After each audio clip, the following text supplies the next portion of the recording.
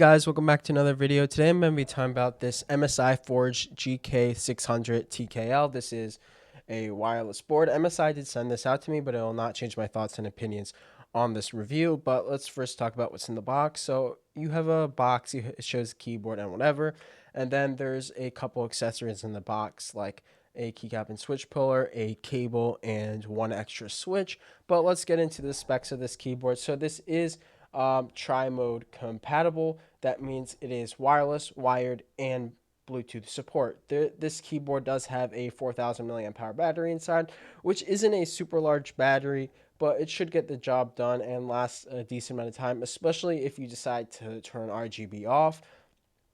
In terms of the case, this case is a full plastic case, which on the back it does have dual stage feet, and it also has a indent to route the cable through, which is pretty nice to see.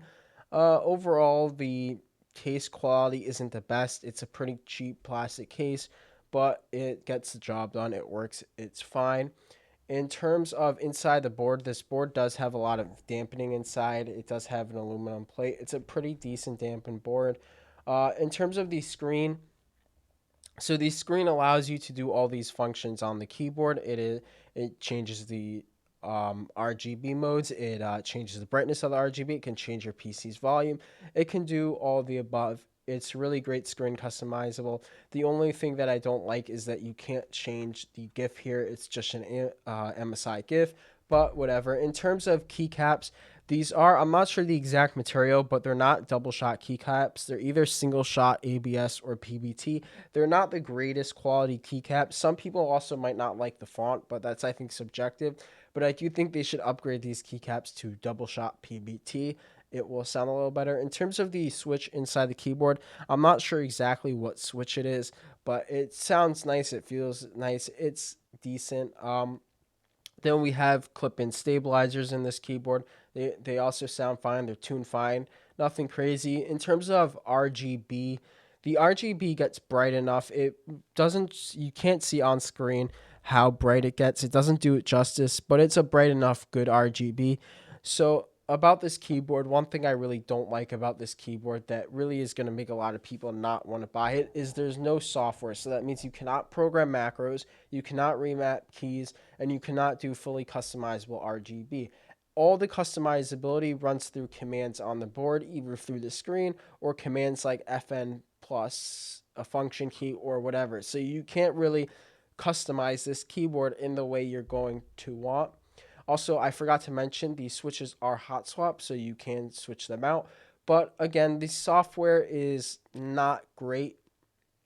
The fact that there is none, and it's going to make a lot of people, especially enthusiasts, not want this board. But we'll get into soon who this board is for. In terms of performance in game, again, this is not a Hall effect keyboard. This is not a like super crazy gaming performance keyboard. But while gaming, the performance was completely fine. I was playing to my best ability and had no problem with it, both wired and wireless. In terms of pricing, the MSRP is $100. It comes in right now on Amazon with 2-day shipping at $75, but you can get it on Newegg last time I checked for $60. So overall, is this worth it at any of those prices? So at $100, definitely not. $75, I would say definitely not either.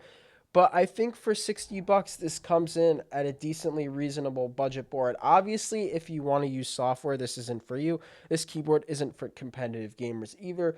This type of keyboard is someone who just wants a mechanical keyboard for casual gaming or maybe for work, wants a cool screen, and doesn't care too much about customizability, just wants something that works. This is probably going to have a very good warranty.